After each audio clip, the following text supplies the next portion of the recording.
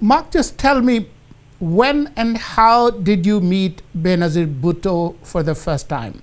How did you become friends? Um, I met Benazir in 1984.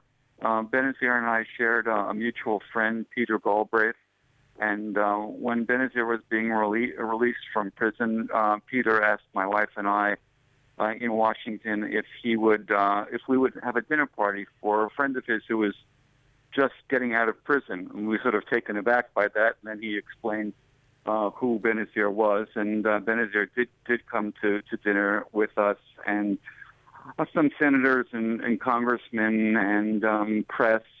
And I was quite taken with her, and we became very, very close at that point. From that point on, we became not only close friends, but I started helping her in Washington and helping her writing speeches. For 25 years after that, we were writing speeches and books together, and were the closest of friends.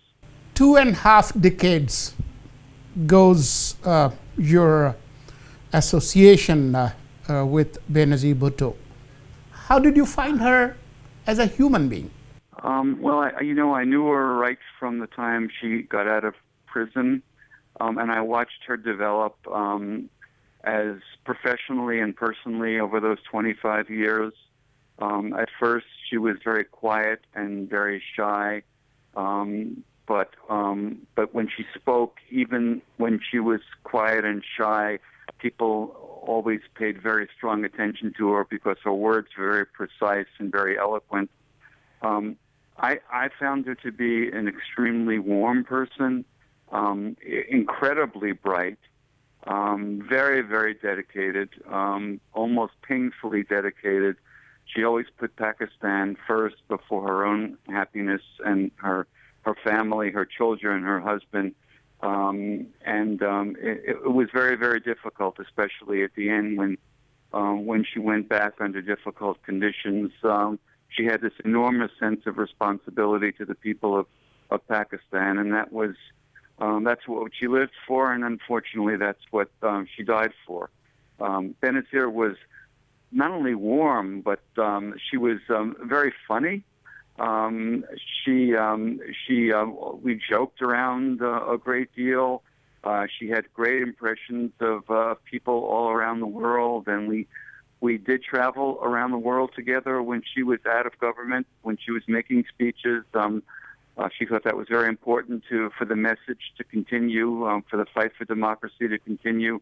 So we became very warm personal friends, and when you write with somebody over a 25-year period, you can almost finish each other's sentences. You learn to get into each other's heads. You can finish you really can think like the other person. So it was a very, very close and warm friendship and professional relationship, and I miss her every day. Mark, folks know about her political side, but you just talked about her funny side.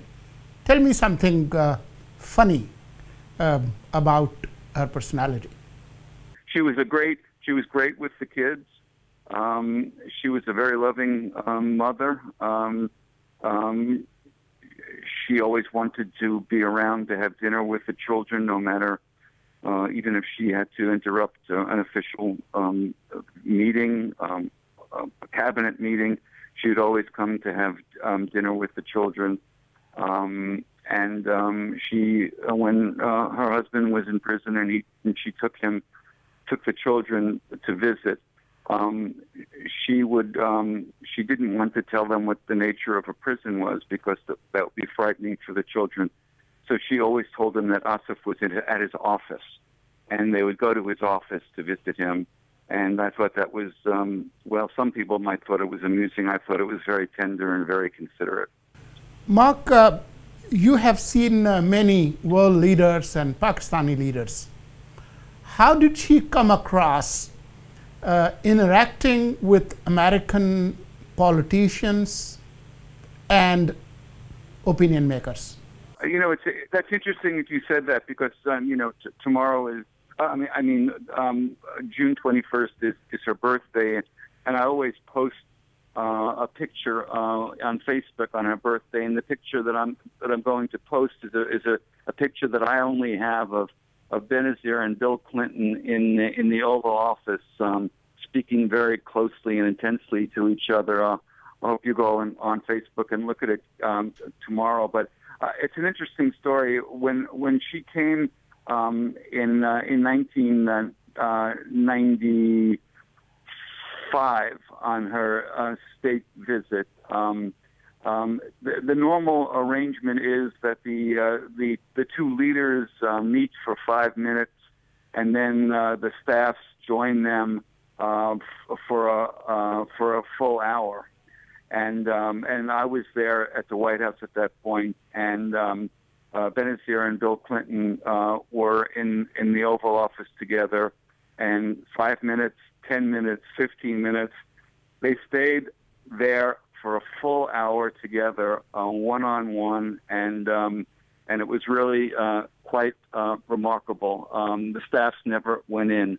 Another interesting story it concerns Hillary Clinton. When Hillary Clinton was First Lady, and Benzair, after the second government was overthrown, Benzair was coming to the United States, and she asked me if I could arrange a meeting for her with the First Lady. And I called the First Lady's Chief of Staff, and I said, I know the State Department and the National Security Council probably won't allow the First Lady to meet with an opposition leader, but Benzair wanted me to ask.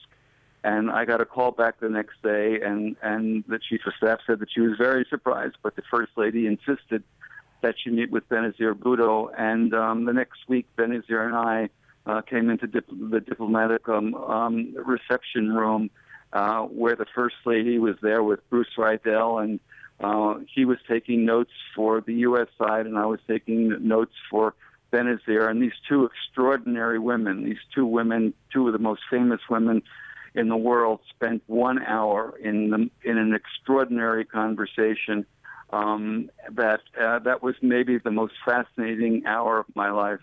And I know that Benzair, if she were alive today, would be very, very happy that Hillary Clinton is going to be the next president of the United States. Last question, Mark. Tell me about September 25, 2007. Who called who? What happened? On September 25th, 2007, Benzair and I were on the House side of the Capitol of the United States, and we were waiting for a meeting with Congressman Lantos, who was the chairman of the Foreign Relations Committee of the House of Representatives. And Benzair and I were sitting in the office, and her cell phone rang, and she looked down and then looked at me and mouthed, she didn't say it out loud, but she mouthed the word Musharraf. And I immediately got up and I asked I said that Ms. Bhutto needed some privacy, and we took her into an anteroom, and she spoke for 7 or 8 minutes with Musharraf. And when she came out, she was quite shaken, very, very pale, perspiring. And I said, "What's wrong?" And she just shook her head. And then Lantos came in, and we had the meeting. And then after the meeting, we came out into the hall, and she explained to me the nature of the call. And she said it was a very, very bad call, that he was threatening, he was shouting, he warned her not to come back to Pakistan. He warned her that he would not be responsible for what would happen to her if she came back.